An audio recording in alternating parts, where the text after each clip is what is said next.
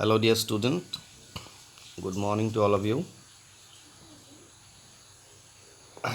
So, after forfeiture, after pro rata, so many a student feels very confused that what is pro rata? Is it forfeiture? Actually, forfeiture is forfeiture. The meaning of forfeiture is that when certain numbers of shares are not fully paid up by the shareholders, then company has the right to cancel the shares या to forfeit the shares. So cancel करने तक forfeit करना बोलता है. तो उसके बाद forfeit हो जाने के बाद उन शेयर्स को आप रीइशू करते हो. तो ये आते हैं दूसरा बात. तो कंपनी समझने के लिए जब हम issue, over subscription, forfeiture, reissue and pro rata इन सब को स्टेज वाइज नहीं समझते हैं और उसको खिचड़ी बना देते हैं, तो नेचुरली जो क्वेश्चन होता है वो अनसॉल्वेबल माइंड में इमेज क्रिएट कर ही लेते हैं. इसीलिए इसको एक सीक्वेंस की तरह से समझना चाहिए. बात को थोड़ा सा ध्यान से अगर सुन लोगे तो मुझे नहीं लगता कि आपको कन्फ्यूजन होगा. अगर कन्फ्यूजन होता है तो दोबारा सुनो, फैसिलिटी तो है ही रिपीट करके सुनने का. समझ लो you are the shareholder और आपने कंपनी से 10 यूनिट्स ऑफ शेयर्स खरीदने का प्लान किया है और उन शेयर्स का कीमत है 100 रुपीज़ पर शेयर. इनिशियली कंपनी आपसे 5 rupees as an application money मांगा है. तो नेचुरली आपने 5 रुपीज़ ही पर शेयर करके 10 यूनिट ऑफ शेयर्स के लिए 50 रुपया दिए होंगे. उसके 2 महीने बाद कंपनी ने आपसे remaining 5 rupees of the shares मांगा है. अब इस फेज़ में आप कंपनी को पैसा देने से इनकार करते हो, तो बेचारा कंपनी के पास क्या ऑप्शन रह जाए. कंपनी बिना पैसा चल नहीं सकते और आप पैसा देने से इनकार कर रहे हो. तो वेरी सिंपल टू अंडरस्टैंड कि कंपनी के पास क्या ऑप्शन हो सकता है. ऑप्शन एक ही बचता है एंड दैट इज़ कि उन शेयर्स जो आप खरीदना नहीं चाहते हो या आगे का इंस्टॉलमेंट्स देना नहीं चाहते हो, वो शेयर्स किसी दूसरे को बेच दिया जाए. What does it mean? It is called reissue. Okay. अब इस बात को और क्लियरली समझने के लिए मान लो आपका पास एक किराए का कमरा है और आप किसी एक आदमी को वो कमरा किराए पे देते हो. आपका तो बिजनेस है किराए का कमरा. हर महीने उसके लिए 1000 रुपीज़ आप चार्ज करते हो. अब उन 1000 रुपीज़ जनवरी और फरवरी महीने में देने के बाद मार्च महीने में वो पैसा नहीं चुकाते, अप्रैल में भी नहीं चुकाते और वो बोलता है कि हम पैसा देंगे ही नहीं आपको. तो ऐसे केसेस में आप वो कमरा दूसरे बंदे को दे सकते हो, रीसैंक्शनिंग या री इश्यू कर सकते हो. लेकिन वो कमरा जिसमें ऑलरेडी एक आदमी ने ऑलरेडी ऑक्यूपाई करके रखा है, उस आदमी को उस कमरे से निकाले बिना उस कमरे को दूसरा बंदे को कैसे री इशू या री अलॉट कर सकते हो? नहीं कर सकते। इसीलिए आपको क्या करना पड़ेगा, उस कमरे को फ्री करना पड़ेगा। उसी तरह से उस शेयर्स को भी पहले फ्री करना पड़ेगा, और उसके लिए हमें क्या करना चाहिए, फॉरफीचर करना चाहिए। मतलब शेयर्स को फ्री किया, तभी हम इसको री इशू कर सकते हैं। लेकिन फ़िलहाल हम डिस्कस नहीं कर रहे फॉरफीचर के बारे में, फ़िलहाल हम डिस्कस कर रहे हैं प्रो रटा के बारे में। अब मैं आपको इसलिए बता रहा हूँ कि certain numbers of questions are there in the book, जिसमें प्रो रटा बोलते बोलते साथ साथ फॉरफीचर्स बोल ही देते हैं, और इसीलिए स्टूडेंट्स फॉरफीचर को ध्यान में रखते रखते एक्चुअल प्रो रटा का मतलब ही नहीं समझ पाते, और आगे का कहानी उनसे सॉल्व नहीं होते। अब यहाँ पे एक क्वेश्चन है जो कुछ इस तरह से है कि a company issued 10,000 shares but the public responded 12,000 shares.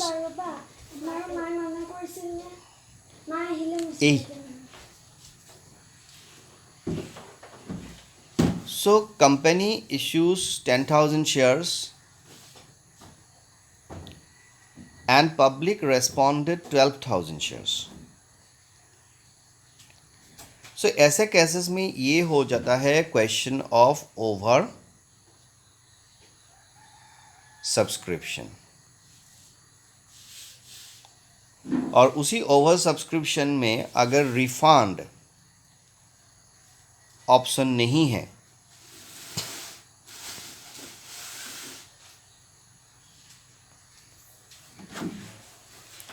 इसी फॉरफीचर में अगर रिफंड ऑप्शन में क्या बोला, नहीं है, तो ऑटोमेटिकली ये क्वेश्चन बन जाता है किसका, प्रो रटा का।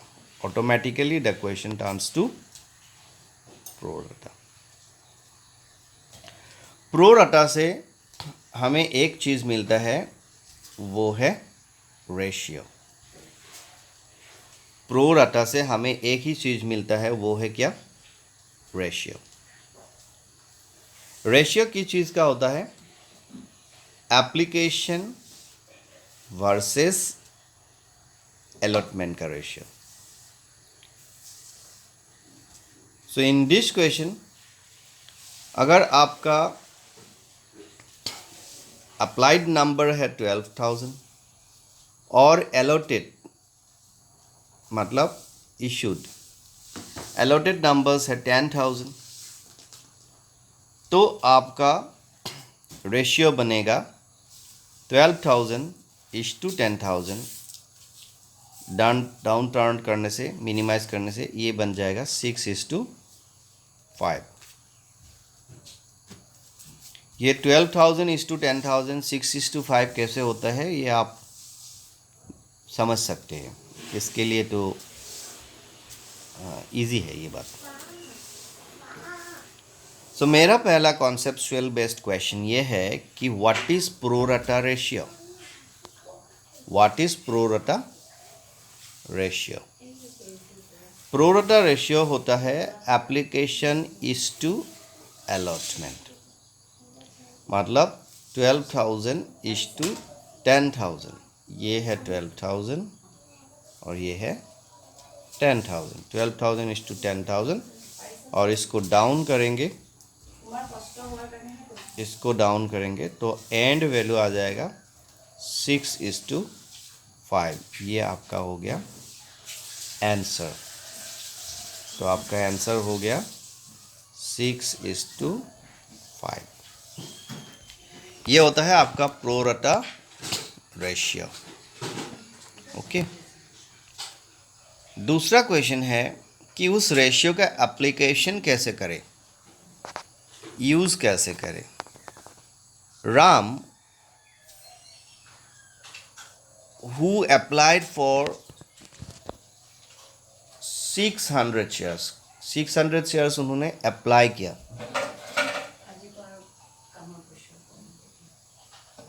तो उसको कितना शेयर्स अलॉट किया जाएगा, how much shares will be allotted. अब हमको पता है कि एप्लीकेशन वर्सेस अलॉटमेंट का एक फिक्स्ड रेशियो हमारे पास है, उसका रेशियो का नाम है 6:5। इसीलिए रेशियो, प्रोपोर्शनेट रेशियो हमें ज़रूरत पड़ता है, यही मैं समझाना चाहता हूँ। तो पहले हमने रेशियो निकाल के रखा था 6:5, अब हम उसी रेशियो को अप्लाई करेंगे। एप्लीकेशन और अलॉटमेंट के नीचे 6:5 लिख लिया। अब एप्लीकेशन इज इक्वल टू 600, 6 को 600 कैसे बनाया जा सकता है, 6 में 100 अगर मल्टीप्लाई करेंगे तो ये बन जाएगा 600। 6 के साथ 100 अगर मल्टीप्लाई करेंगे तो ये बन जाएगा 600। तो आपका क्वेश्चन क्या है, सर ये 100 कहाँ से आया। 100 स्टूडेंट्स अपना दिमाग से लाएगा, ठीक है, क्योंकि 6 को 600 बनाएगा तभी उसका टारगेट मैचिंग होगा। तो हर बच्चा ये जानता है कि 6 फिगर को 600 के हिसाब में कन्वर्ट करना है तो उसको कितना मल्टीप्लाई करना पड़ेगा, तो 100। सो इसीलिए वो 100 सेम टू सेम 5 के अगेंस्ट में भी मल्टीप्लाई किया, अलग अलग नहीं करेंगे। तो ये बन गया कितना, 500। जो उसका आंसर निकल के आया, उन्होंने 500 शेयर्स अलॉटेड हुआ। वो हमको कैसे पता चला, 600 अप्लाई किया था, 500 अलॉट हुआ, हमें कैसे पता चला, क्योंकि हमने उसको रेशियो से जस्टिफाई किया। हमने उसको किससे जस्टिफाई किया, रेशियो से। तीसरा application based question, Rahim who had allotted. पहला क्वेश्चन में हमने हु हैड अप्लाइड लिखा था, हु हैड अप्लाइड। अब दूसरा क्वेश्चन में हमने बोला कि हु हैड अलॉटेड। तो हमारा क्वेश्चन का शुरुआत अलॉटेड साइड से करेंगे। सो रेशियो हमें पहले से ही पता है, रेशियो है 6:5, अप्लाइड वर्सेस अलॉटेड 6:5। लेकिन हम शुरुआत करेंगे कहाँ से, 5 से। हमें 5 को कहाँ तक पहुँचाना है, 5 को 1000 तक पहुँचाना है। तो 5 के साथ 200 एक कांस्टेंट फैक्टर अगर हम मल्टीप्लाई करते हैं तो 5 बन जाएगा 1000। इसी तरह से नेचुरली उसी 200 को 6 के साथ भी मल्टीप्लाई किया तो 6 बन जाएगा 12,000। 12,000 नहीं, ये होना था 1200, ठीक है। सो आपका आंसर कितना हो गया, 1200। तो इसी तरह से हमने पूरे मुद्दे को मिनिमाइज करके देखा है। तो क्या लिखा है, जे प्रोपोर्शनेट रेशियो 6:5 हमने कैसे निकाला, उस रेशियो को हमने राम के साथ अप्लाई किया और उसके लिए हमें अप्लाइड फिगर से शुरू करना पड़ा। तो नेचुरली हम आंसर इस डायरेक्शन से शुरू किया, क्योंकि अप्लाइड इस डायरेक्शन में है। रहीम ने अलॉटेड से शुरू किया, तो रहीम के लिए हम इस डायरेक्शन से क्वेश्चन शुरू किया। यहाँ पे हमने अलॉटेड से शुरू किया, ठीक है। राम के साथ हमने 6 को 600 तक लेके आना था, और रहीम के लिए हमें 5 को 1000 तक लेके आना था, ठीक है। तब हमारा आंसर्स अकॉर्डिंगली निकलता है। आप लोग इस क्वेश्चन को और एक बार रिवाइंड करके देख लीजिए। तो आपको आज का जो सेक्शन है इसमें एक ही चीज़ समझाने का प्रयास किया जा रहा है कि what is pro rata ratio और उसका आने वाला समय में क्या यूटिलाइजेशन होता है। Thank you very much.